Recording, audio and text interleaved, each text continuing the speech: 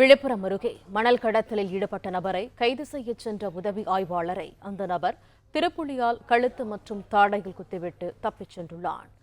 கூடுதல் தகவல்களை தருகிறார் செய்தியாளர் ஜெயபிரகாஷ். விவரங்கள் என்ன? வணக்கம்.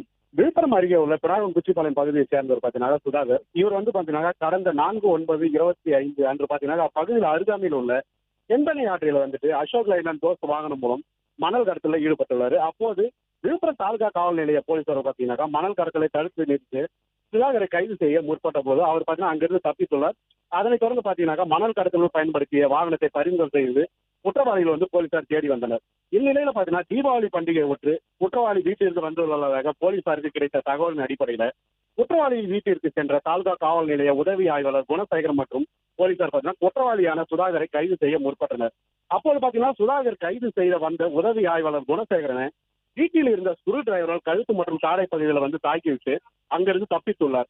இந்நிலையில படுகாயமடைந்த குணசேகரனை சக காவலர்கள் பாத்தீங்கன்னா மீண்டும் முண்டியம்பாக்கம் அரசு மருத்துவமனையில் அனுமதிக்கப்பட்டு தற்போது சிகிச்சை பெற்று வருகிறார். இந்த சம்பவம் பாத்தீங்கன்னா பரபரப்பை ஏற்படுத்திய நிலையில விழுப்புரம் மாவட்ட காவல் கண்காணிப்பாளர் சரவணன் பாத்தீங்கன்னா அவர்கள் உத்தரவின் பேர்ல 3 தனிப்படைகள் அமைத்து தீவிரமாக குற்றவாளியை தேடி வருகின்றனர்.